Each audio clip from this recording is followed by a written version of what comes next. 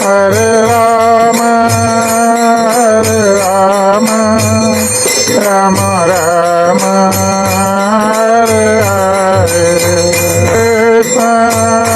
Hare Krishna, Krishna. भगवानेर अनुभव पुण्य रूप एकई विग्रहकार अनंत स्वरूप। एकमात्र भक्ति द्वारा मनुष्य भगवान को दिव्य रूप को समझ सकता है, जो सभी प्रकार से पूर्ण है। यद्यपि उनका स्वरूप एक है, किंतु अपनी परम इच्छा से वे इसका विस्तार असंख्य रूपों में कर सकते हैं।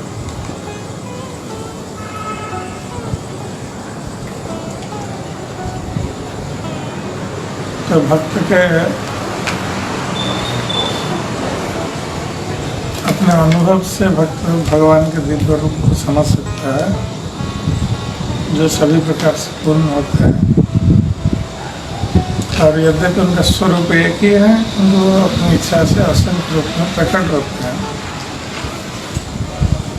स्वयं रूप तदेकात्मा रूप आवेशनम प्रथम ही तीन रूपे रहे न भगवान।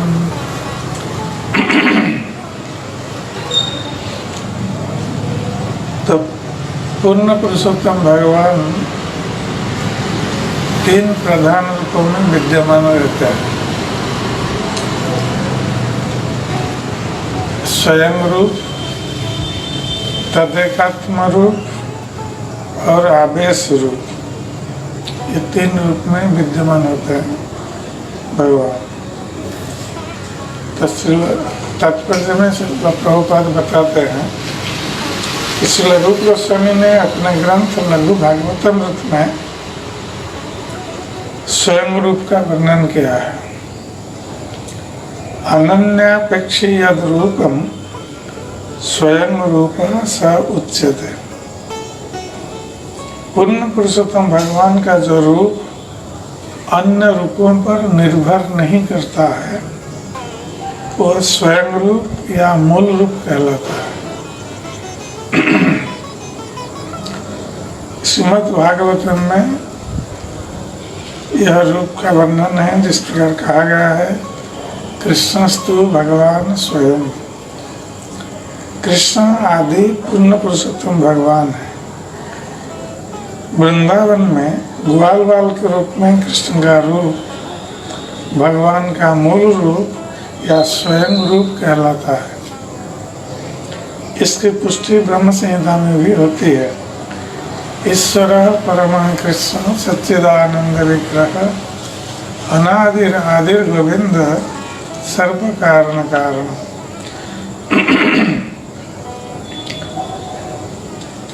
तो गोविंद से श्रेष्ठ कुछ भी नहीं, वे ही चरम स्रोत तथा समस्त कारणों के कारण है। और भगवत गीता में भी भगवान कृष्ण कहते हैं, नता परतरम नान्य किंचित अस्ति धनम। तो भगवान कृष्ण कहते हैं कि मुझसे बढ़कर श्रेष्ठ कोई नहीं है। तो ये स्वयं रूप का वर्णन दिया गया है। तदेकात्म रूपों का वर्णन लघु भागवत रूप में श्री रूप गोस्वामी ने इस प्रकार दिया है। यद रूपम तद भेदेन स्वरूपेण विराजते आकृत्यादि हिरण्याद्रिक स ते तदेकात्म रूपकः। तदेकात्म रूप का अस्तित्व स्वयं रूप के साथ साथ रहता है और वे दोनों अभिन्न होते हैं। फिर भी उनके शारीरिक लक्षण तथा विशिष्ट कर्म अलग प्रतीत होते हैं। तदगात्म रूप के दो विभाग भी हैं, स्वांश तथा विलास। भगवान कृष्ण के आवेश रूपों की भी व्याख्या लघु भागवत में दी गई है। ज्ञान शक्ताधिकलया यत्राविष्टो जनार्दन तो आवेशा निगद्यन्ते जीवा एवं महत्तमा। जिस जीव को भगवान ज्ञान अथवा शक्ति प्रदान करते हैं वो आवेश रूप कहलाता है। जैसा कि चैतन्य चरितमृत में कहा गया है, कृष्ण शक्ति बिना न है तार प्रवर्तन। जब तक भक्त को भगवान से विशेष शक्ति प्राप्त नहीं होती तब तक वो सारे विश्व में भगवान के पवित्र नाम का प्रचार नहीं कर सकता। आवेश की यही व्याख्या है। इसलिए रूप गोस्वामी ने इन तीन रूपों का वर्णन लघु भागवतम में किया है, स्वयं रूप, तदेकात्म रूप और आवेश रूप।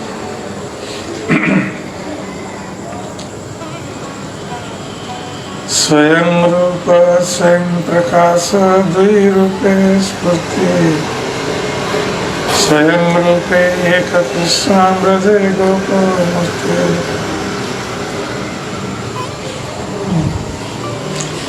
तो ये स्वयं प्रकाश रूप की स्फूर्ति दो प्रकार की होती है। अब श्री चैतन्य महाप्रभु सनातन गोस्वामी से कहते हैं, एक तो स्वयं रूप जो कि ब्रज में गोप रूप में लीला करता है, जो कृष्ण ब्रज के जो कृष्ण है जो गोप रूप में लीला करते हैं, ये स्वयं रूप है और ये भगवान का आदि रूप भी है। तो भगवान का आदि रूप या स्वयं रूप दो रूपों में प्रदर्शित होता है, स्वयं रूप तथा स्वयं प्रकाश। अपने आदि स्वयं रूप में कृष्ण वृंदावन में ग्वाल बाल के रूप में देखा जाता है। प्राभव वैभव रूपे द्विविध प्रकाश एक बपू बहु रूप जैसे से।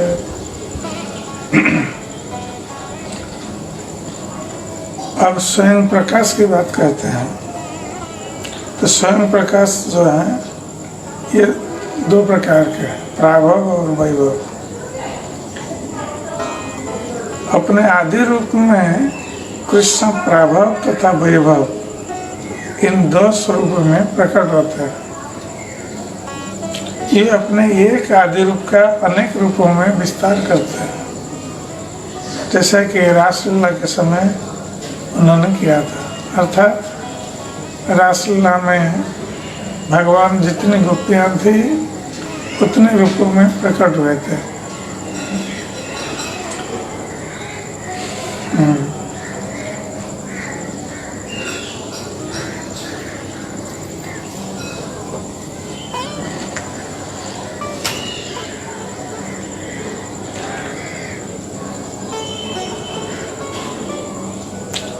महिषी विवाह भैल बहुविध मूर्ति, प्राभव प्रकाश शास्त्र परिसिद्धि।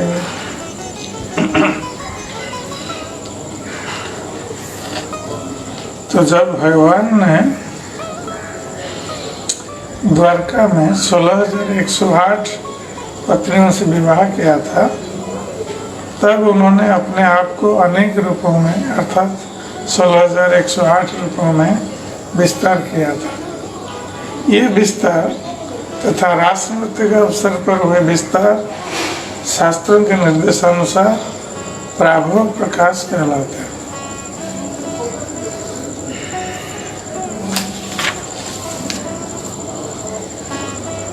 सौभर्यादि प्राय से ही काय विले नारदेर विस्मय न। तो भगवान कृष्ण के ये प्राभव प्रकाश सौर्य मुनि के विस्तारों जैसे नहीं है। यदि ऐसा होता तो नारद उन्हें देखकर विस्मित नहीं होते। चित्रं बतेदकेन वपुषा युगपत् पृथक् गृहेषु द्वि-अष्टसहस्रं स्त्रिय एकौदावः। यह विचित्र बात है कि अव्यय कृष्ण ने 16,000 रानियों से विवाह करने के लिए उन्हीं के घरों में अपना विस्तार एक जैसे 16,000 रूप में कर लिया। शैवपु से आकृति पृथक यदि भाषे भावावेशे भेदे नाम वैभव प्रकाश। तो यदि एक रूप या शरीर विभिन्न भावों के अनुसार भिन्न भिन्न प्रकट हो तो वह वैभव प्रकाश कहलाता है। तो पहले प्राभव प्रकाश के बारे में बताया गया कि कृष्ण अनेक रूपों में एक जैसा रूपों में प्रकट होता है। अब वैभव प्रकाश के बारे में बताते हैं कि एक रूप या शरीर विभिन्न भावों के अनुसार भिन्न भिन्न प्रकट है तो वो वैभव प्रकाश कहलाता है। अनंत प्रकाश कृष्ण नहीं मूर्ति भेद आकार वर्ण अस्त्र भेदे नाम विभेद।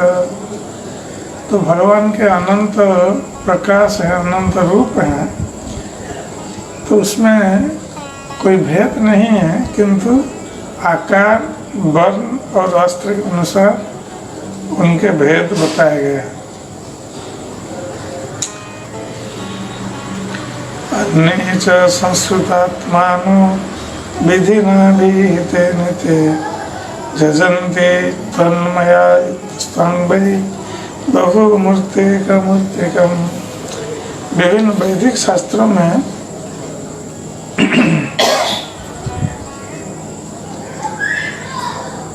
इन विभिन्न रूपों की पूजा करने के विधि विधान नियत किए गए हैं। जब मनुष्य इन विधि विधानों से शुद्ध हो जाता है तब वह आप पूर्ण पुरुषोत्तम भगवान की पूजा करता है। यद्यपि आप अनेक रूपों में प्रकट होते हैं किंतु आप एक ही है। तो ये श्रीमद् भागवत का श्लोक है।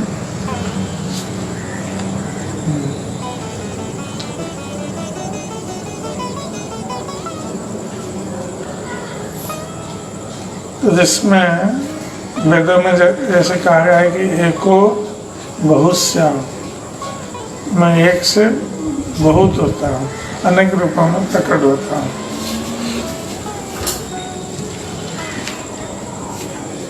पूर्ण पुरुषोत्तम भगवान अपना विस्तार अनेक रूपों में करते हैं, जैसे विष्णु तत्व के रूप में, जीव तत्व और शक्ति तत्व के रूप में करते हैं। वैभव प्रकाश कृष्ण श्री बलराम वर्ण मात्र भेद सब कृष्ण समान। तो वैभव प्रकाश के जो रूप हैं तो इसमें उदाहरण देते हैं कि बलराम जी। तो बलराम जी और कृष्ण में कोई भिन्नता नहीं है, किंतु वर्ण मात्र भेद है। कृष्ण श्याम वर्ण है, बलराम गौर वर्ण है, तो वर्ण का भेद है और बाकी सब कृष्ण के समान ही है।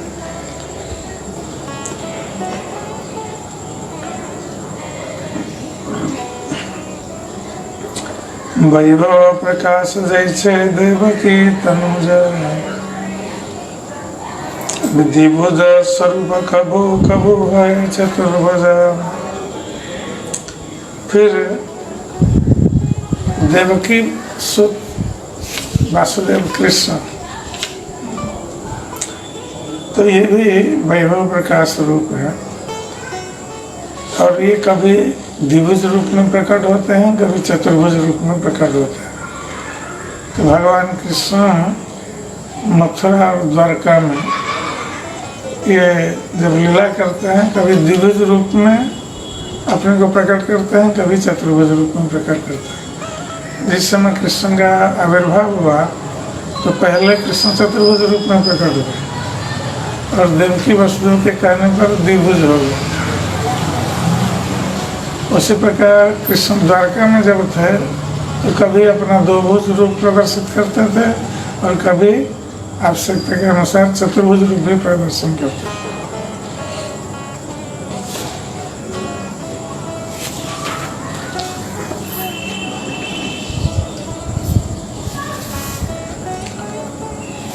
जे काले द्विभुज नाम वैभव प्रकाश, चतुर्भुज हैले नाम प्रभव प्रकाश। जब भगवान द्विभुज रहते हैं तो वो वैभव प्रकाश कहलाते हैं, और जब ये चतुर्भुज होते हैं तो प्रभव प्रकाश कहलाते हैं। स्वयं रूपेर गोपवेश गोपविमान, वासुदेवर क्षत्रिय वेश अमी क्षत्रिय ज्ञान। तो भगवान का जो स्वयं रूप की बात पहले कही गई थी, उसमें ब्रजेंद्र नंदन कृष्ण जो गोपवेश में रहते हैं तो वहाँ उनका गोप अभिमान है। तो ब्रजेंद्र नंदन कृष्ण सदा सर्वदा अपने को एक गोप बालक के रूप में मानते हैं, किंतु वासुदेव कृष्ण मथुरा और द्वारका में तो उनका क्षत्रिय अभिमान होता है।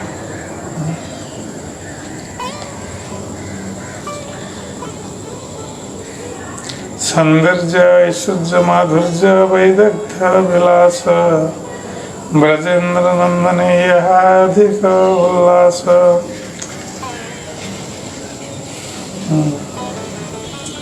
तो सौंदर्य ऐश्वर्य माधुर्य और विदग्धता, तो ये वासुदेव कृष्ण से ब्रजनंदन कृष्ण में अधिक रुचिरत होती है।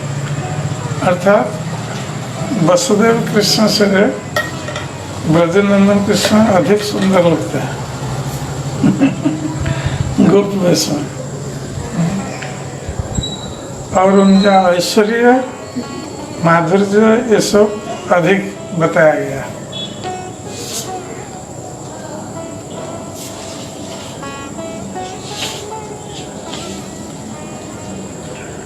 गोविंदेर माधुरी देखी वासुदेवेर क्षोभ, से माधुरी आस्वादिते उपजय लोभ। निसंदेह गोविंद की माधुरी देखकर वासुदेव में क्षोभ उत्पन्न होता है, और तब उस माधुरी का आस्वादन करने के लिए उनमें दिव्य लोभ उत्पन्न होता है। उद्गन्नाद्भुत माधुरी परिमलनाभिरलिलस्य मे, दैतं हन्त समीक्षयन् मुहुरसो चित्रीयते चारणः। चेतः केलिकुतूहलोत्तरलितं सत्यं सखे मामकं, यस्य प्रेक्ष्य स्वरूपतं व्रजवधू सारूप्यं अन्वेच्छति। तो ये ललित माधव का श्लोक है, रूप गोस्वामी का ललित माधव नाटक से। और द्वारका में वसुदेव जी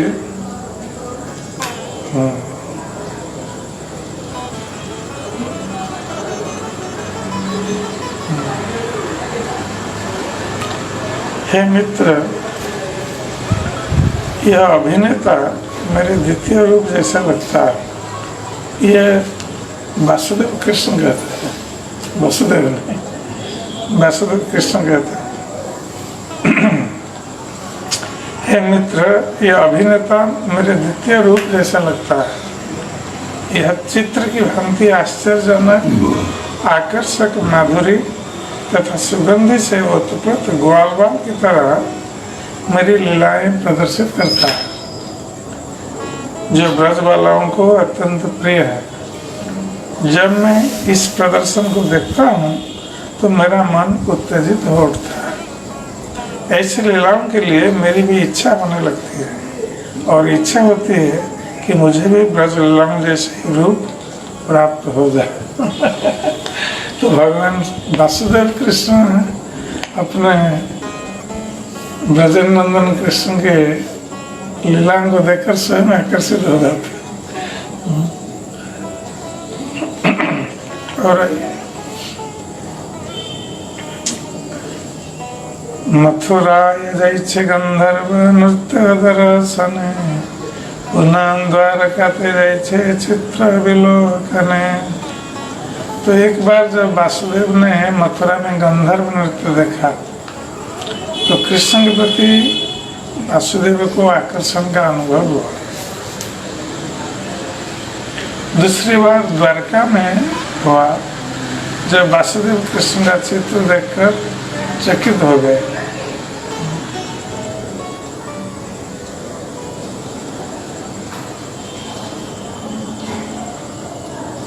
अपरिकलित पूर्वाकाशमत्कारकारी स्फुरत मम गरियामेष माधुर्यपुरा अयन्नहमपि हन्त प्रेक्षयन् लुब्धचेता सर्वस्वम् उपभोक्तुं कामये राधिकेव।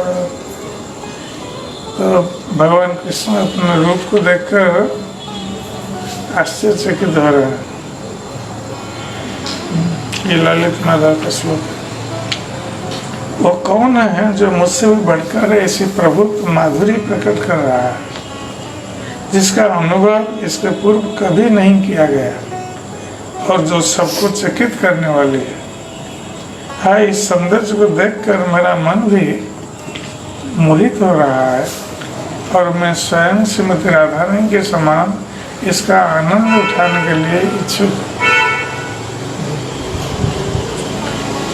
यह श्लोक वासुदेव द्वारा द्वारका में कहा गया है, जो श्री रूप गोस्वामी ललित माधव में श्री बपू भिन्ना भाषे किछु भिन्नाकार भावावेश कृति भेदे तदेकात्म नामतार।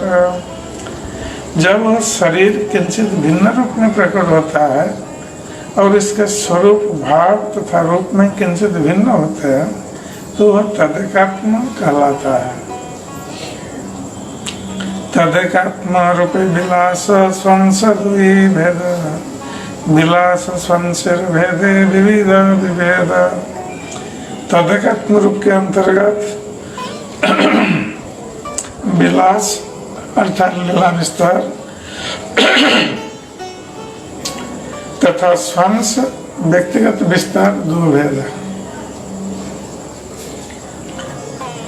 लीला तथा स्वंस के अनुसार विविध विभेद है।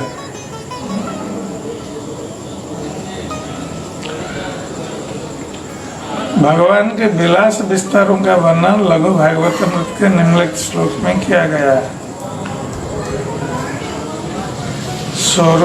स्वरूपं अन्य कारण यतस्य भाति विलासतः प्रायणात्म समं शक्त्या सविलास निगद्यते।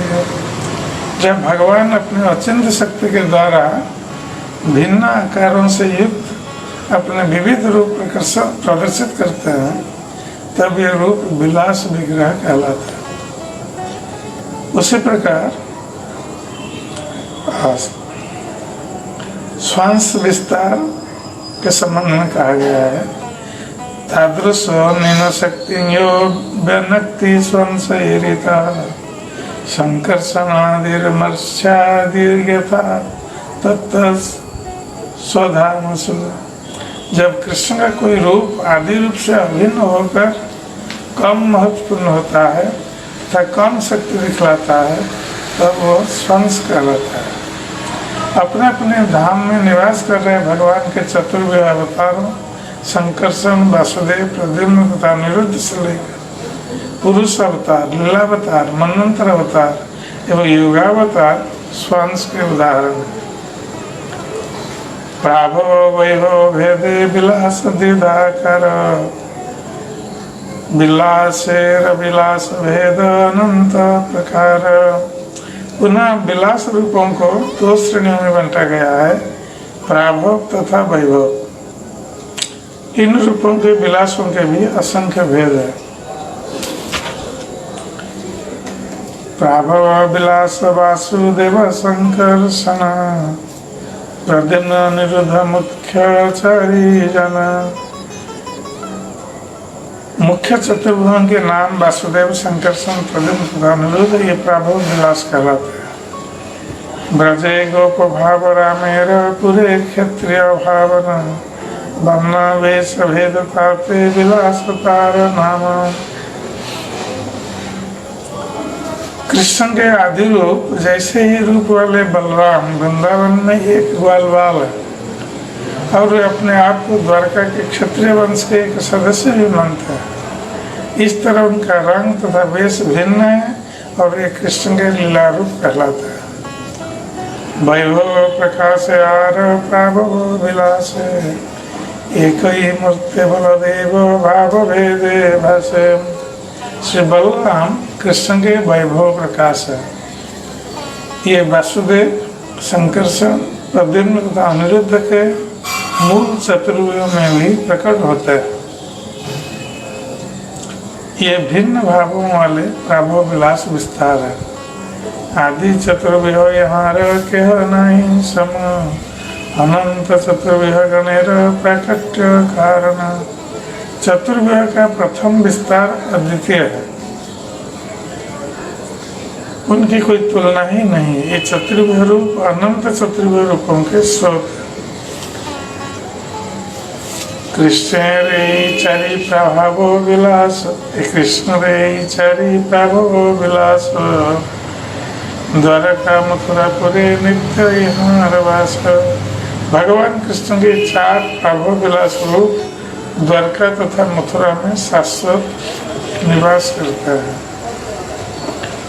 यही चारि है ते 26 मूर्ति प्रकाश अस्त्र भेदे नाम भेदे वैभव विलास। एक मूल चतुर्भुज से 24 रूप प्रकट होते हैं। वे अपने चारों हाथों में धारण किए जाने वाले अस्त्रों की स्थिति के अनुसार भिन्न होते हैं। ये वैभव विलास कहलाते हैं। पुनः कृष्ण चतुर्भुज लया पूर्व रूपे परव्यम मध्य वैसे नारायण रूपे। भगवान कृष्ण पुनः विस्तार करते हैं और परव्यम अर्थात आध्यात्मिक आकाश में ये अपने मूल चतुर्भुज रूपों के विस्तार के साथ अपने चतुर्भुजी नारायण रूप में पूर्ण रूप में स्थित है। तहाँ है ते पुनः चतुर्भुज प्रकाश आवरण रूपे चारि दिखे जार वास। इस तरह मूल चतुर्भुज रूप पुनः द्वितीय चतुर्भुज रूप में प्रकट होते हैं। इन द्वितीय चतुर्भुजों के आवास चारों दिशाओं को आच्छादित करता है। चारि जनेर पुनः पृथक तीन मूर्ति केशवादि जहाँ है ते विलासेर पूर्ति। इन चतुर्भुजों का पुनः 3 बार विस्तार होता है, जिनमें केशव आदि होते हैं। यह विलास रूपों की पूर्ति है। चक्रादि धारण भेद नाम भेद सब वासुदेव मूर्ति केशव नारायण माधव। चतुर्भुजों में से प्रत्येक रूप के 3 विस्तार होते हैं और वे अस्त्र धारण करने की स्थिति के अनुसार विभिन्न नाम वाले होते हैं। वासुदेव के विस्तार है केशव, नारायण तथा माधव। तो ये वासुदेव, संकर्षण, प्रद्युम्न, अनिरुद्ध ये सब अपने अपने 4 हाथों में जो अस्त्र धारण करते हैं उसके अनुसार उनका नाम भिन्न भिन्न होता है। जैसे हम शंख, चक्र, गदा, पद्म कहते हैं तो उसका क्रम बदल जाता है। शंख चक्र न होके फिर चक्र, शंख, गदा, पद्म इस प्रकार बदलता रहता है। उसके अनुसार नाम भी भगवान का बदलता रहता है।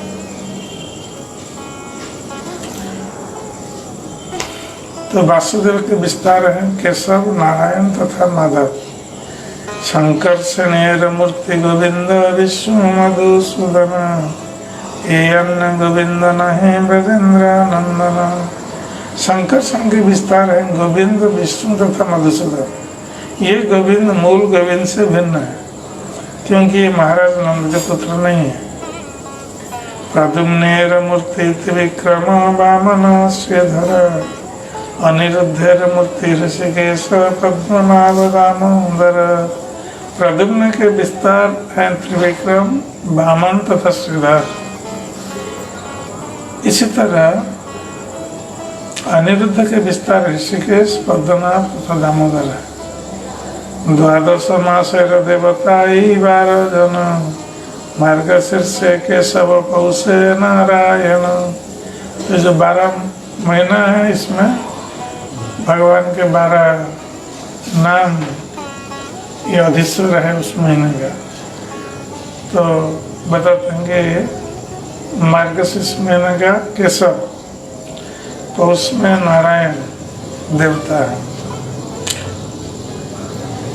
माघेर देवता माधव गोविंद, फाल्गुने चैत्रे विष्णु, वैशाखे श्री मधुसूदन।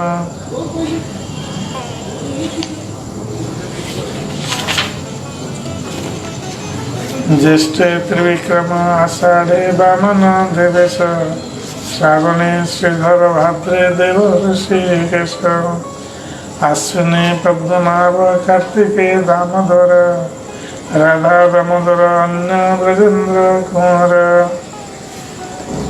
तो आश्विन मास के प्रधान देवता पद्मनाभ हैं और कार्तिक मास के दामोदर है। ये दामोदर वृंदावन के नंद महाराज के पुत्र राधा दामोदर से भिन्न है। भगवान और भगवान का अवतार को समझना बहुत मुश्किल है। 12 तिलक मंत्र 12 नाम।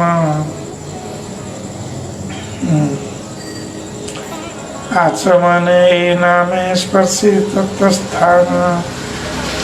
शरीर के 12 स्थानों पर तिलक लगाते समय विष्णु के इन 12 नामों वाले मंत्र का उच्चारण करना होता है। नित्य पूजा के बाद जल से आचमन करते समय इन नामों का उच्चारण करते हुए शरीर के प्रत्येक अंग का स्पर्श करना चाहिए।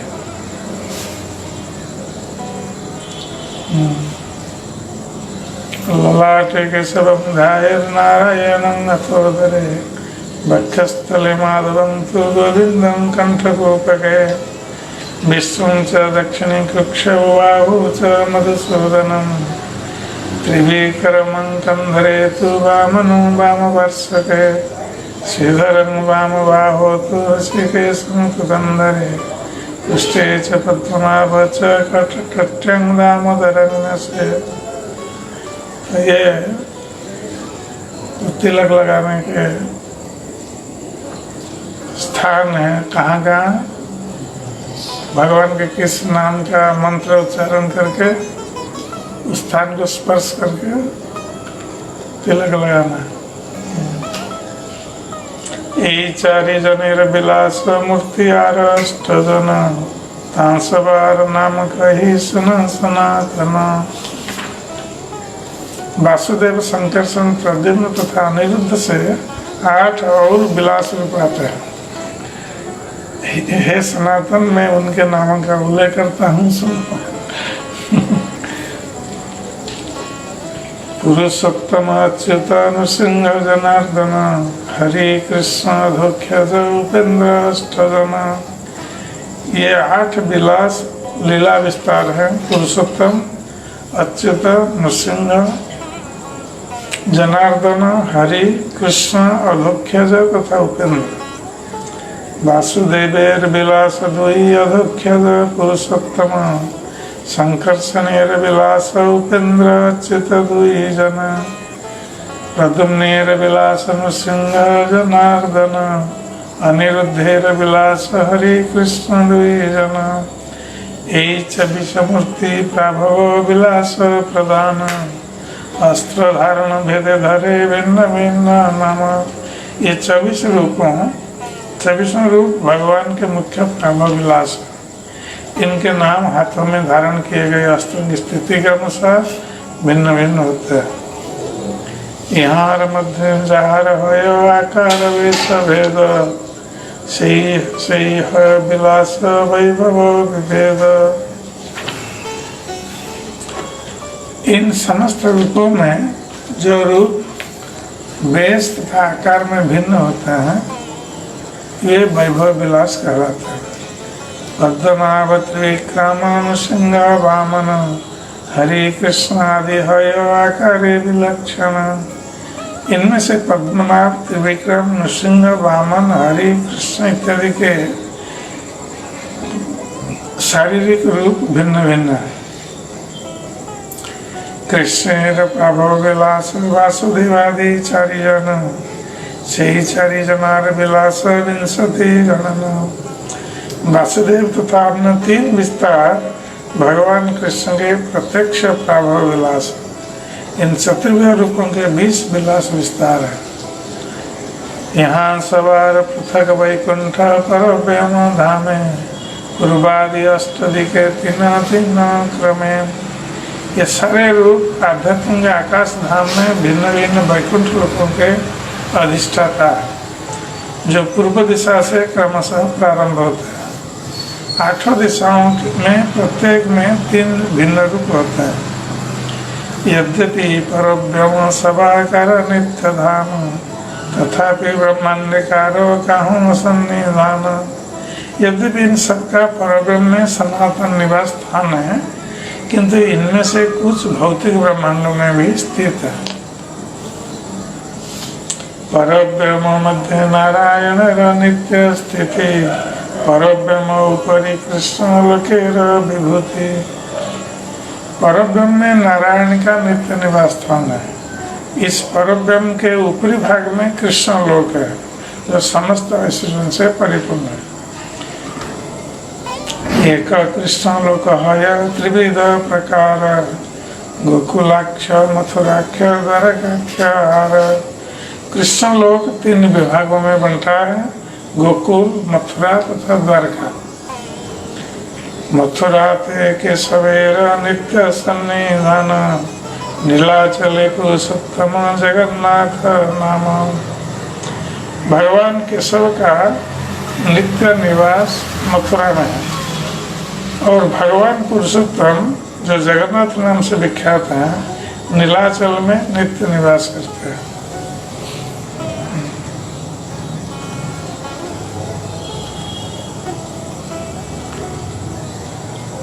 प्रयागे माधव मंदारे श्रीमधुसूदन आनंदारण्य वासुदेव पद्मनाभ जनार्दन। प्रयाग में भगवान बिंदु माधव के रूप में स्थित है और मंदार पर्वत में मधुसूदन रूप में। वासुदेव पद्मनाभ जनार्दन ये तीनों आनंदारण्य में निवास करते हैं। विष्णु खंचिते विष्णु हरि रहे मायापुरे ऐसे आर नाना मूर्ति ब्रह्मांड भीतरे। विष्णु कांची में भगवान विष्णु हैं, मायापुर में भगवान हरि हैं तथा सारे ब्रह्मांड में नाना प्रकार के अनेक रूप हैं।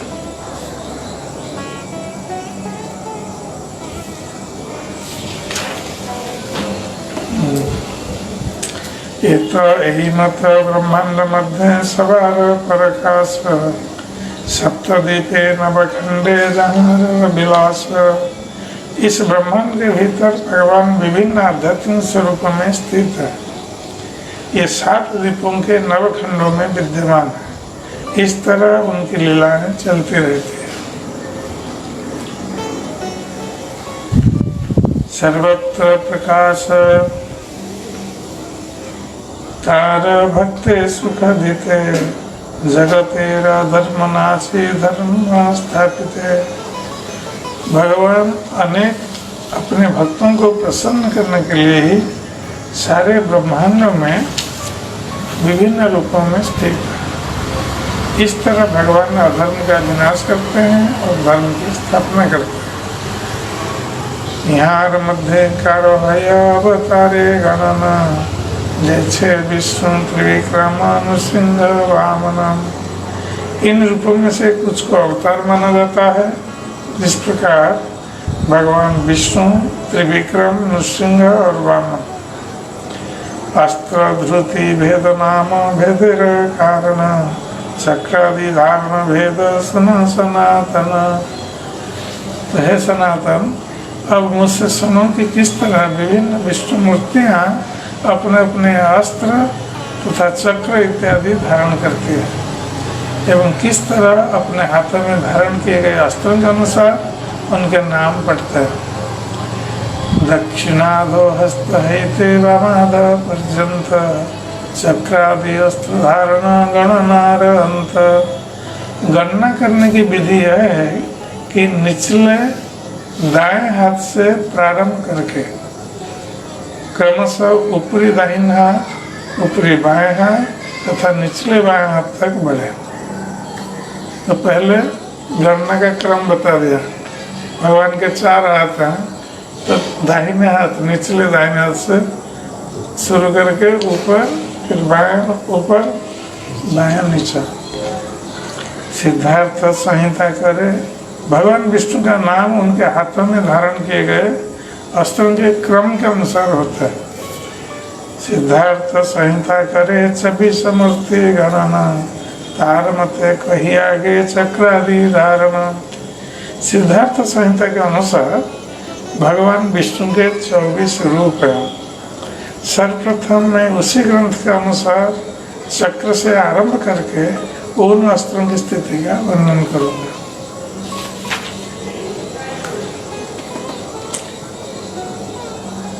वासुदेव गदा शंख चक्र पद्माधर, संकर्षण गदा शंख पद्म चक्र कर।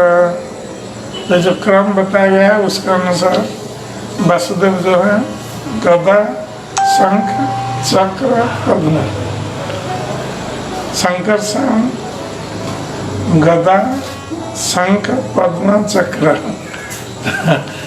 ये बदल जाता है सब। तो इसके अनुसार नाम भिन्न भिन्न होता है, ये केवल सुनना चाहिए इसको कोई स्मरण नहीं रख पाएगा। प्रद्युम्न संग चक्र शंख गदा पद्माधर, अनिरुद्ध चक्र गदा शंख पद्माकर। परब्रह्म में वासुदेवादि निज निज अस्त्रधर, तार मत कहिए सब अस्त्र कर। श्री केशव पद्म शंख चक्र गदाधर, नारायण शंख पद्म गदा चक्रधर।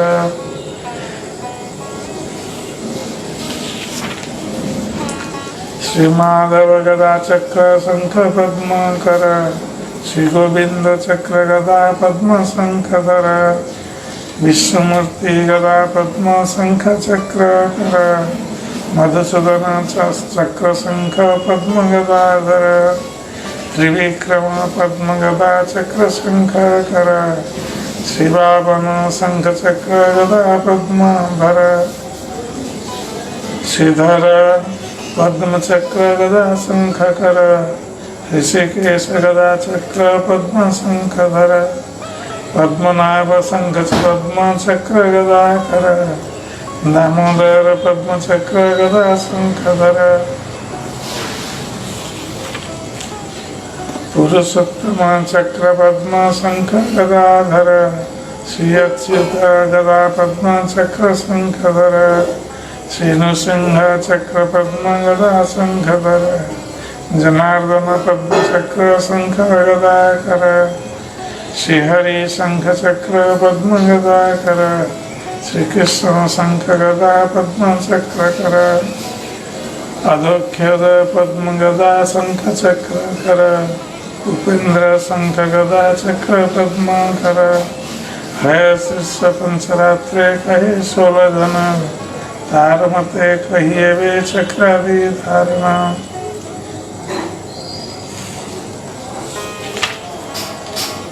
केशव भेदे पद्म शंख गदा चक्रधर, माधव भेदे चक्र गदा शंख पद्म कर।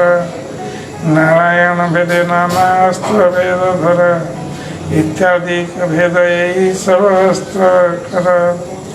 स्वयं भगवान आर लीला पुरुषोत्तम, यही दुई नाम धरे ब्रजेंद्र नंदन। तो ब्रजनंदन कृष्ण के 2 नाम है, स्वयं भगवान और लीला पुरुषोत्तम। पुरीरावरण रूपे पुरीर नव देशे नवव्यूह रूपे नव मूर्ति प्रकाशे। भगवान कृष्ण द्वारकापुरी को उसके रक्षक के रूप में घेरे रहते हैं। ये पुरी के नव विभिन्न स्थानों में नव भिन्न भिन्न रूपों में अपना विस्तार करते हैं। तो भगवान श्री कृष्ण द्वारकापुरी को नौ दिशाओं में नौ रूप धारण करके उसकी रक्षा करते हैं। चत्वार वासुदेवाद्य नारायण नृसिंह को हयग्रीव महाक्रोडो ब्रह्म चेति नवोदितः। जिन नौ पुरुषों का उल्लेख हुआ है ये है वासुदेव, संकर्षण, प्रद्युम्न, अनिरुद्ध, नारायण, नृसिंह, हयग्रीव, वराह तथा ब्रह्मा। तो यहाँ जो ब्रह्मा है ये जीव ब्रह्मा नहीं है, ये भगवान ब्रह्मा है। प्रकाश विलास रयी कैलु विवरण संशय भेद सुना सनासना। मैं विलासों तथा प्रकाशों का वर्णन कर चुका हूँ। अब मुझसे विभिन्न सांसों के विषय में सुना।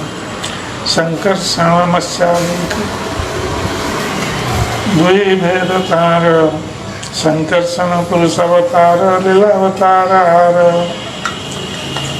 प्रथम सांस अर्थात व्यक्तिगत विस्तार संकर्षण है और अन्य सभी अवतार हैं मत्स्य इत्यादि। संकर्षण पुरुष अथवा विष्णु के विस्तार है। मत्स्य जैसे अवतार विभिन्न युगों में विशिष्ट लीलाओं के लिए प्रकट होते हैं। अवतार है कृष्ण सर्विध प्रकार पुरुष अवतार एक लीला अवतार। कृष्ण के 6 तरह के अवतार हैं। एक तो विष्णु का पुरुषावतार है, दूसरे लीलावतार, गुणावतार, मनंतर अवतार, युगावतार, शक्तावेश अवतार। तो ये 6 अवतार बताए गए हैं। पुरुषावतार, लीलावतार, गुणावतार, मनंतर अवतार, युगावतार, शक्तावेश अवतार। बाल्य पौगंड हय विग्रहेर धर्म हेतुरूपे लीला करे ब्रजेंद्र नंदन। अर्चा विग्रह की विशिष्ट अवस्थाएं हैं। बाल्य पौगंड महाराज नंद के पुत्र श्री कृष्ण ने शिशु तथा बालक के रूप में अपनी लीलाएं संपन्न की। अनंत अवतार कृष्ण नहीं तो गणना शाखा चंद्र नाकरी दीवर्षण। अवतारा ही असंख्या हरे सप्तनिधे प्रिया यथा वेदासिना कुल्या सरस्वती सहस्र। हे विद्वान ब्राह्मणों, जिस प्रकार विशाल जलाशयों से लाखों छोटे छोटे झरने निकलते हैं, उसी तरह समस्त शक्तियों के आगार पूर्ण पुरुषोत्तम भगवान श्री हरि से असंख्य अवतार प्रकट होते हैं।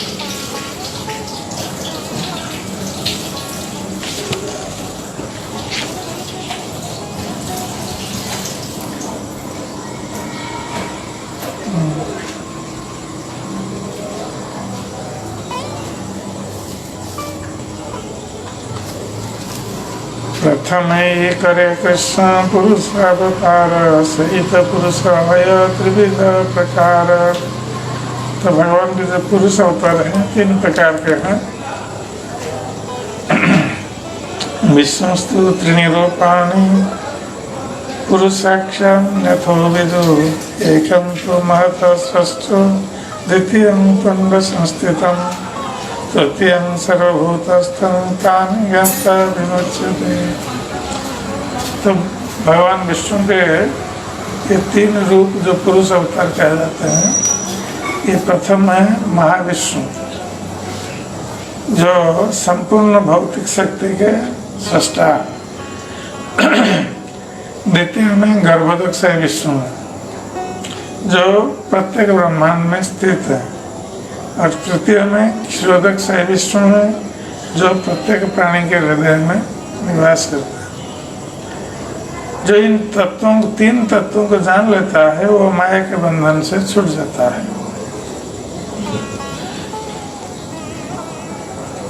अनंत शक्ति मध्य कृष्ण तीन शक्ति प्रधान इच्छा शक्ति, ज्ञान शक्ति, क्रिया शक्ति नाम। कृष्ण की शक्तियां भी अनंत हैं, जिनमें से तीन प्रमुख शक्तियां हैं, इच्छा शक्ति, ज्ञान शक्ति और क्रिया शक्ति।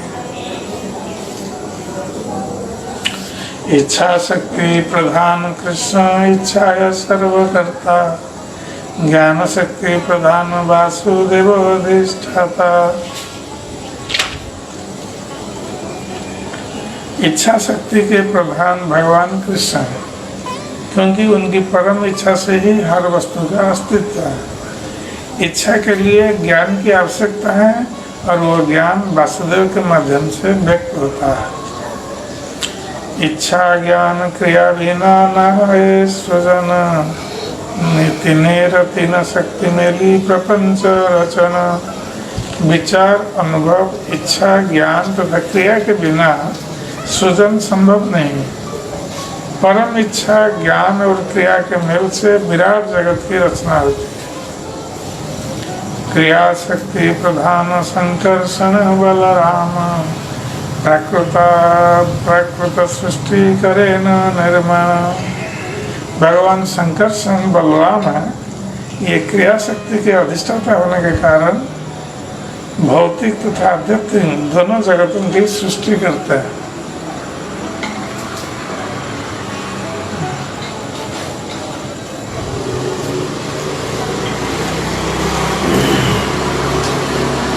अहंकारेर अधिष्ठाता कृष्णेर इच्छाए, गोलोक वैकुंठ स्वजे चित शक्ति द्वाराए।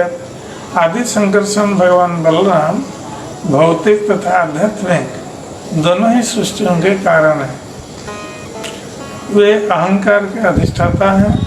वे कृष्ण की इच्छा से तथा आध्यात्मिक शक्ति के बल पर आध्यात्मिक जगत का सृजन करते हैं, जिसमें गोलोक वृंदावन तथा वैकुंठ लोक सम्मिलित है। यद्यपि असृज्य नित्य चित शक्ति विलास, तथापि संकर्षण इच्छाए तार प्रकाश। यद्यपि आध्यात्मिक जगत के सृजन का प्रश्न ही नहीं उठता, तो भी आध्यात्मिक जगत संकर्षण की परम इच्छा से ही प्रकट होता है। यह आध्यात्मिक जगत नित्य आध्यात्मिक शक्ति के विलास का धाम है। सहस्रपत्रं कमलं गोकुलाख्यं महत्पदं, तत्कर्णिकारं तद्धाम तदनंतांश संभवम। परम धाम तथा लोक गोकुल 1000 पंखुड़ियों वाले कमल के फूल जैसा लगता है। इस कमल के कर्णिका भगवान कृष्ण का धाम है। यह कमल जैसे आकार वाला परम धाम भगवान अनंत की इच्छा से उत्पन्न होता है। माया द्वारे सृजते हूँ ब्रह्मांडेर गण, जड़ रूपा प्रकृति नहीं ब्रह्मांड कारण। वही भगवान संकर्षण भौतिक शक्ति के द्वारा सारे ब्रह्मांडों का सृजन करते हैं। जड़ रूप भौतिक शक्ति, जिसे आधुनिक भाषा में प्रकृति कहा जाता है, भौतिक ब्रह्मांड का कारण नहीं है। जड़ है ते सृष्टि नहीं ईश्वर शक्ति विनय, ताते संकर्षण करे शक्ति आधाने। पूर्ण पुरुषोत्तम भगवान की शक्ति के बिना जड़ पदार्थ विराट जगत का सृजन नहीं कर सकता। इसकी शक्ति भौतिक शक्ति से उत्पन्न नहीं होती, किंतु संकर्षण द्वारा प्रदत्त होती है। तो जैसे लोग कहते हैं कि ये प्रकृति से सब उत्पन्न हुआ है, तो प्रकृति जड़ा प्रकृति है, इसलिए प्रकृति में कोई सृजन शक्ति नहीं है। वस्तुतः भगवान संकर्षण बलराम ही अपनी शक्ति के द्वारा ये सृजन करते हैं।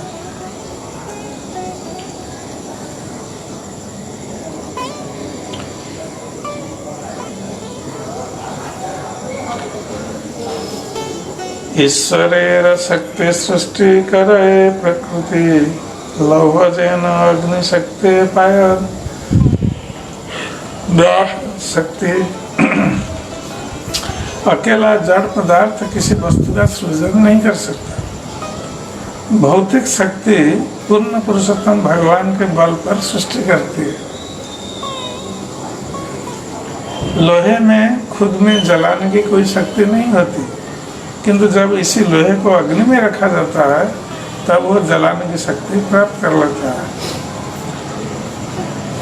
तो उदाहरण दिया गया कि जड़ प्रकृति में कोई शक्ति नहीं होती है सृजन करने की शक्ति, किंतु भगवान की शक्ति से ही जड़ प्रकृति सृजन करती है। जिस प्रकार लोहे में कोई जलाने की शक्ति नहीं होती है, किंतु लोहे को आग में रख दें तो उसमें भी जलाने की शक्ति उत्पन्न हो जाती है।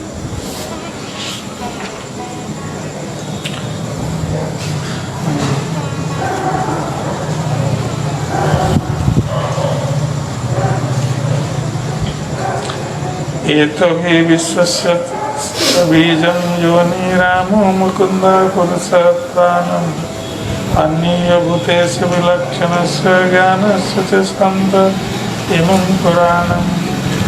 बलराम तथा कृष्ण इस भौतिक जगत के मूल निमित्त एवं भौतिक कारण, ये महाविष्णु तथा भौतिक शक्ति के रूप में भौतिक तत्व में प्रविष्ट होते हैं और नाना शक्तियों द्वारा विविधता उत्पन्न करता है। इस तरह ये समस्त कारणों के परम कारण है। सृष्टि हेतु जय मूर्ति प्रपंचे अवतरे, ईश्वर मूर्ति अवतार नाम धरे। भगवान का वो रूप जो रूप सृष्टि करने के हेतु भौतिक जगत में अवतरित होता है उसको अवतार कहलाता है। मायातीत परब्रह्मे सवार अवस्थान, विश्व अवतरी धरे अवतार नाम। भगवान कृष्ण के सारे विस्तार वास्तव में आध्यात्मिक आकाश के निवासी हैं, किंतु जब ये भौतिक जगत में अवतरित होते हैं तो अवतार कहे जाते हैं। श्री माया अवलोकिते श्री शंकर्षण, पुरुष रूपे अवतीर्ण प्रथम। भौतिक शक्ति या माया पर दृष्टिपात करने तथा उसे शक्ति प्रदान करने के लिए भगवान शंकर्षण सर्वप्रथम भगवान महाविष्णु के रूप में अवतरित होते हैं। जगृहे पुरुषं रूपं भगवान महोदादि, संभूतं षोडश कलंगादो लोक विशेषोक्षया। सृष्टि के प्रारंभ में भगवान ने भौतिक सृष्टि की समस्त सामग्री के साथ अपना विस्तार पुरुष अवतार के रूप में किया। सर्वप्रथम उन्होंने सृष्टि करने के लिए 16 प्रमुख शक्तियां उत्पन्न की।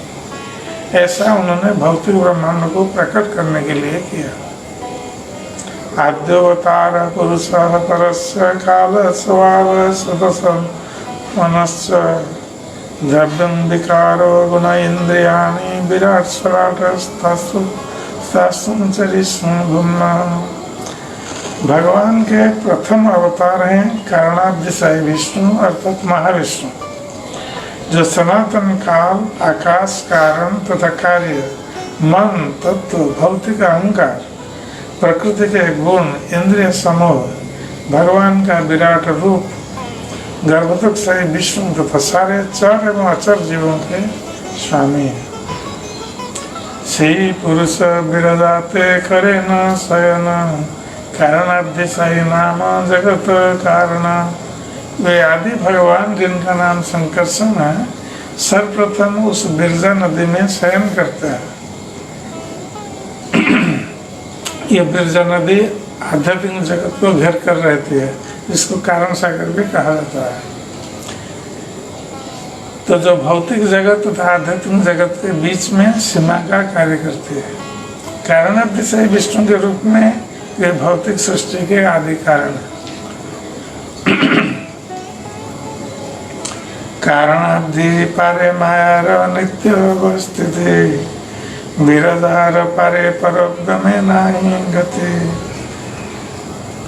विरजा अर्थात कारण सागर आध्यात्मिक तथा भौतिक जगतों के बीच की सीमा है।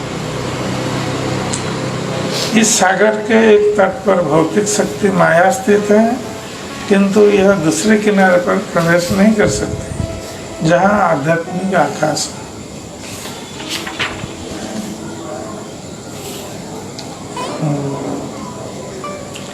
ठीक है,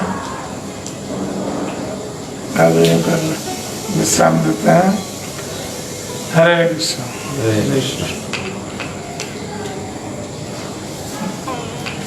जय श्री चैतन्य जय श्री चैतन्य महाप्रभु की जय। श्री सनातन गोस्वामी पाद की जय। श्री प्रभुपाद की जय। गौर भक्त वृंद की जय। निताई और प्रेमानंद। प्रश्न है?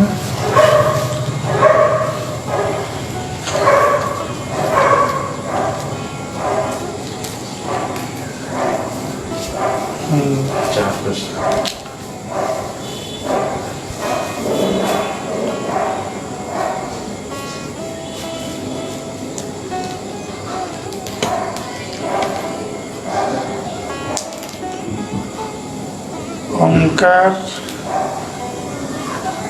प्रभु अनुगुल भैंस।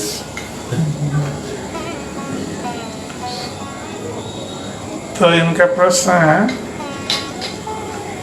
कि ये बताया गया है कि कृष्ण चेतना में आने पर हमारी भाग्य रेखा बदल जाती है।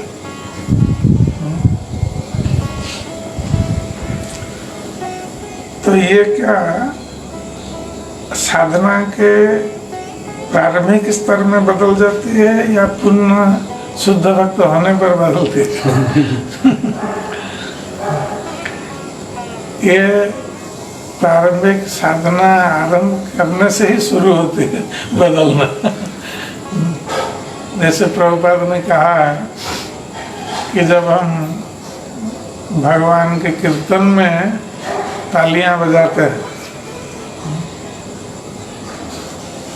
गाते हैं और हाथ ताली देते हैं, तो उस ताली बजाने से हाथ की रेखाएं बदल जाती हैं।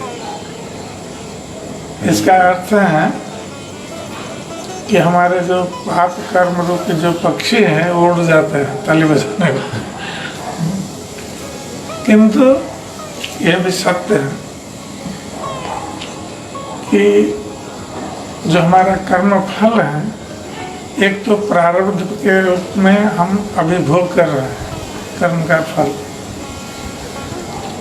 और जो अप्रारब्ध फल है जो अभी तक हम भोग नहीं किए हैं, वो बीज कूट रूप में है, वो आगे आने वाला है।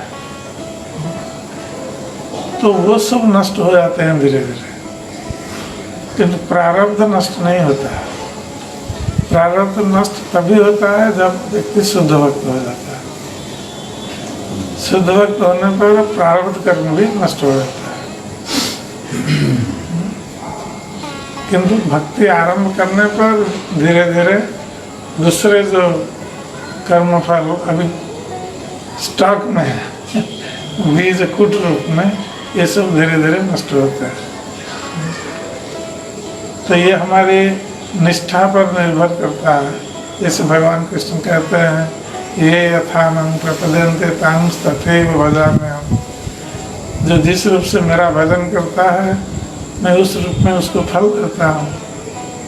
तो हमारे निष्ठा के अनुसार ये सब कर्म फल भी बदलते रहते हैं, और जब पूर्ण निष्ठा आ जाती है तो ये प्रारब्ध कर्म भी नष्ट हो जाता है। जय जगन्नाथ बैंकॉक। तो इनका प्रश्न है, सत्संग को अवॉइड करने के लिए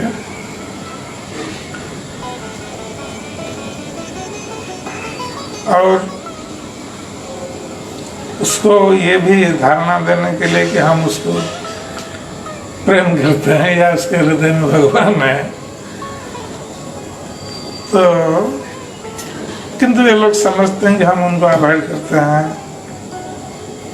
तो इसलिए भक्त बनने के पश्चात कभी कभी ऐसा होता है कि दूसरे लोगों के साथ जो भक्त नहीं है उनके साथ हमारा संपर्क छूट जाता है।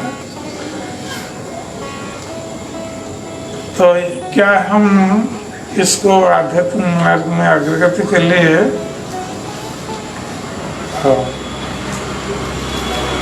इसको हम पॉजिटिवली ग्रहण करें या क्या करें? क्योंकि कभी कभी ऐसा होता है कि हम दूसरों के साथ व्यवहार में कुछ छलना या बहाना बनाते हैं। तो वस्तुतः हमें किसी से घृणा नहीं करना है या हमें किससे संपर्क नहीं तोड़ना है, किंतु हमारा व्यवहार ऐसा होना चाहिए कि हम लोगों को कृष्ण चेतना में प्रेरित कर सके। क्योंकि हम जानते हैं कि सभी के हृदय में भगवान कृष्ण बैठे हुए हैं, इसलिए हम किसी से घृणा नहीं कर सकते, चाहे वो भक्त हो या अभक्त हो। तो किंतु ये है कि हम जब अभक्तों के साथ मिलते हैं तो अभक्त भी कई प्रकार के होते हैं। जैसे कोई भक्ति के बारे में जानता नहीं है किंतु भक्ति का विरोध नहीं करता है, तो ऐसे लोगों से मिलकर हम उनको भक्त बना सकते हैं। किंतु जो भक्ति के विरोधी है ऐसे लोगों से हम मिलना हमारे लिए ठीक नहीं है, क्योंकि हम उनको भक्त नहीं बना सकते या उनको हम प्रभावित किसी भी तरह नहीं कर सकते। ये लोग केवल हमारे साथ तर्क कर सकते हैं। तो हम समय नष्ट नहीं करके उनके साथ हम उनसे दूर रहें तो अच्छा है, हमारी भक्ति को सुरक्षित रखने के लिए। और कभी कभी ऐसा होता है कि जब हम नौकरी करते हैं या ऑफिस में जाते हैं, ऐसे कुछ हमारे सहकर्मी होते हैं जो भक्त नहीं होते या भक्ति का विरोध भी करते हैं, तो उनके साथ हम भक्ति के संबंध में चर्चा हमारी करने की आवश्यकता नहीं। जैसे कि वो विरोध करें, भक्ति के विरुद्ध बात बोलें और हम उसको सहन नहीं कर सकते या उसको काटने के लिए हम कुछ बोलते हैं, फिर परिस्थिति कुछ अलग हो जाती है। इसलिए हम ऐसे लोगों के साथ भक्ति के संबंध में कोई चर्चा ना करें, अपना जो काम है उसे काम निकालें हमसे। किंतु हम सम्मान का भाव सबके प्रति रखेंगे, चाहे वो भक्त हो या अभक्त हो, ये भक्त का लक्षण है। किंतु हम उनकी बातों को ग्रहण नहीं करेंगे। कुछ लोग भक्ति के विरोधात्मक बातें करते हैं तो उसको हम ग्रहण नहीं करते हैं किसी भी स्थिति में। यदि हम उनकी बातों पर सहमति प्रदान करते हैं जो भक्ति के विरुद्ध है, तो फिर हमारी भक्ति नष्ट हो सकती है। इसलिए हम अपनी भक्ति को सुरक्षित रखने के लिए हम ऐसे लोगों से कोई चर्चा ना करें जो भक्ति के विरुद्ध बात करते हैं। केवल एक कार्य करने के लिए जो संपर्क है, हम भौतिक कार्य करने के लिए जो संपर्क, ऐसा ही संपर्क रखें। चाहे वो कुछ सोचे हमारे बारे में, वो हमें कोई मतलब नहीं, किंतु हम उनका सम्मान नहीं करेंगे और काम चलाने के लिए जो संपर्क आवश्यक है वो संपर्क रखें, औपचारिक संपर्क। किंतु अपनी भक्ति को सुरक्षित रखना ये हमारा प्रथम कर्तव्य है। और जो लोग भक्ति के विरुद्ध नहीं हैं, हम जानते नहीं हैं, उनको हम भक्ति के बारे में बता सकते हैं, उनको भक्त बना सकते हैं। देखती गोयल जयपुर। हरे कृष्ण। गुरु महाराज दंडवत प्रणाम। गुरु महाराज, हम कहते हैं कि हमें भौतिक चीज़ों को प्राप्त करने के लिए अत्यधिक प्रयास नहीं करना चाहिए। क्या इसका अर्थ ये है कि हमें अपनी जॉब में प्रमोशन के लिए या फिर व्यवसाय को आगे बढ़ाने के लिए अत्यधिक मेहनत नहीं करनी चाहिए?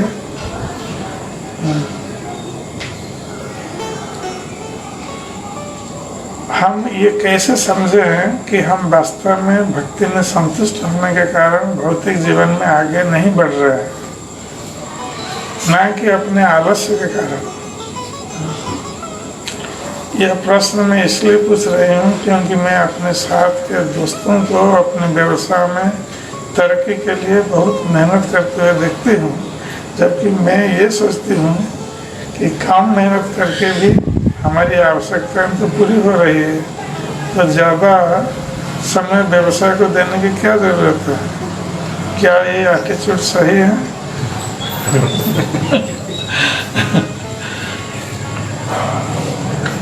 तो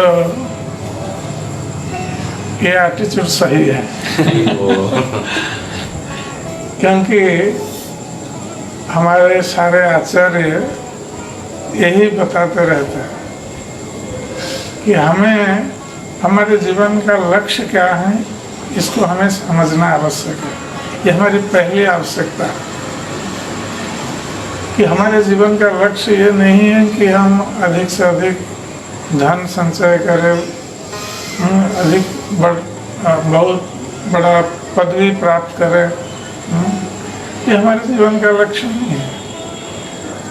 यदि कोई नौकरी करता है या कोई व्यवसाय करता है और व्यवसाय के स्तर पर धीरे धीरे कृष्ण की कृपा से उसको कुछ प्राप्त होता है, वो ग्रहण करे, कोई बात नहीं है। किंतु वो अपने जीवन को लक्ष्य को भी किसी समय ना भूले कि हमारे जीवन का लक्ष्य क्या है और हमारे जीवन की आवश्यकता के लिए भगवान कृष्ण हमें प्रदान करते हैं। और भगवान कृष्ण यदि हमें कोई अच्छा पदवी देते हैं, पद देते हैं, नौकरी में हो, तो ठीक है, हम उसको ग्रहण करेंगे, कोई बात नहीं है। या अधिक धन देते हैं, ठीक है, हम उसको ग्रहण करेंगे, किंतु हम उसके लिए इतना समय नहीं देंगे जिससे कि हमारी साधना में बाधा उत्पन्न हो जाएगी या हम अपने जीवन के लक्ष्य पथ से भटक जाएंगे। कभी कभी ऐसा होता है व्यवसाय में या नौकरी में हम इतना समय लगे रहते हैं कि हमारा जॉब भी करने के लिए ठीक टाइम नहीं मिलता है, शास्त्र अध्ययन करने के लिए समय नहीं है, कुछ लेक्चर सुनने के लिए समय नहीं है। तो इससे क्या होगा कि हम आध्यात्मिक जीवन में बहुत हम दुर्बल हो जाएंगे और धीरे धीरे हम लक्ष्य पथ से भी भ्रष्ट हो सकते हैं। इसलिए भक्त को हर समय भक्ति के लिए ये पहली प्राथमिकता देनी चाहिए कि हमारी जो पहली प्राथमिकता है उसके साथ, क्योंकि संसार में हम जब रह रहे हैं तो हमें तो कुछ अर्थ उपार्जन करना है, चाहे व्यवसाय करके या नौकरी करके, जो भी हो, तो अर्थ आवश्यक है जीवन में। और भगवान की कृपा से भगवान यदि हमें अधिक अर्थ दे रहे हैं, बहुत अच्छा है, हम कृष्ण की सेवा में लगा सकते हैं, या अच्छा पद देते हैं तो अच्छा है। ये भगवान के ऊपर हम छोड़ देंगे और अपना कर्तव्य संपादन करें। ये केवल जीवन में अच्छे पद को प्राप्त होना या अधिक से अधिक धन को प्राप्त होना, ये हमारा लक्ष्य नहीं है। लक्ष्य किसका है? भगवान कृष्ण को प्राप्त होना है। तो हमारे प्रयास से भगवान कृपा करके ये विधान देते हैं, हम ग्रहण करेंगे, कोई बात नहीं। किंतु जो भी कृष्ण की कृपा से हमें प्राप्त हो रहा है उसमें हमें संतुष्ट रहना आवश्यक है।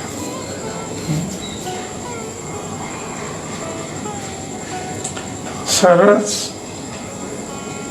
इष्टनंगो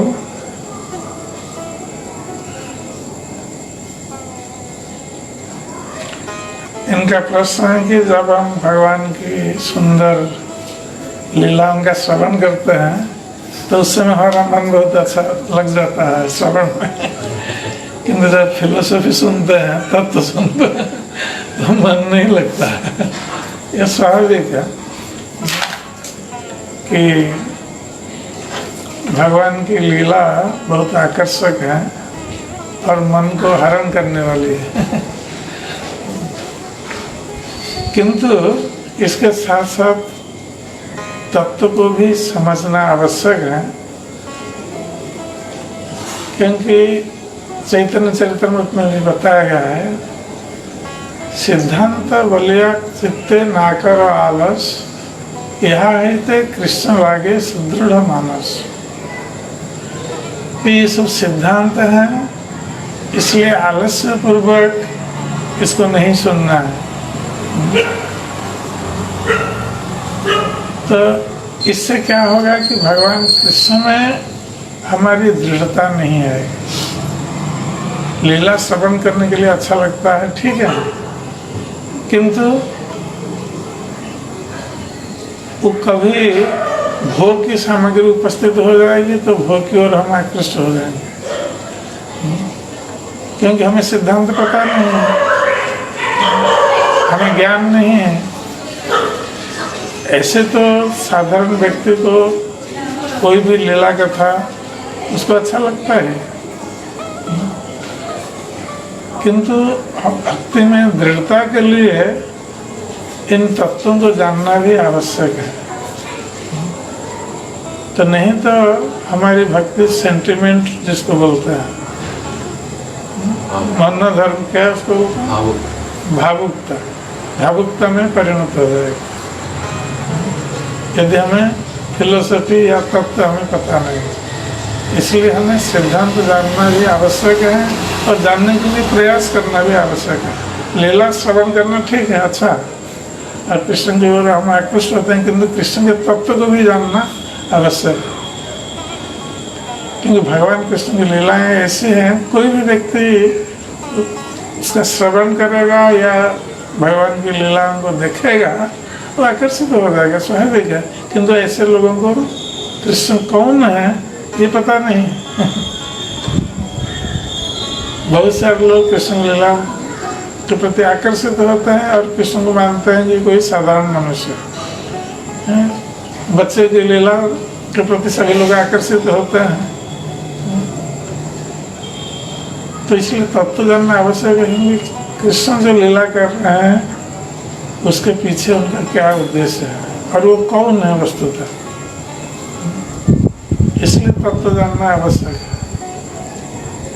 और ये इसलिए बताया गया है कि सिद्धांत बलिया चित्ते ना कर आलस। ये फिलोसफी है, सिद्धांत है, ये सोच करके मन में ये आलस्य नहीं करना है कि इसको हमें नहीं सुनना है, इसको सुनने के लिए प्रयास करना है, जानने के लिए प्रयास करना है तत्व को।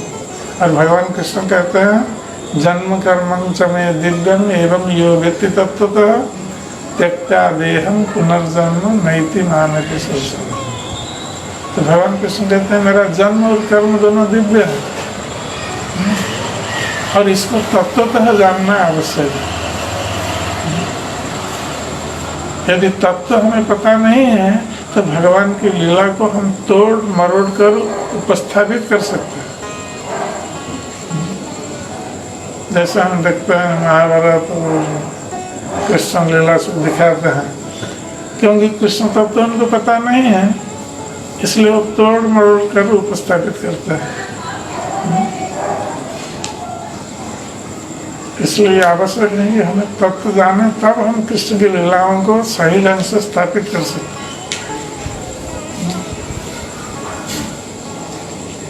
इसलिए फिलोसफी सुनते समय आलस्य नहीं करना है। ध्यान पूर्वक सुनना है और समझने के लिए प्रयास करना है। हरे कृष्ण।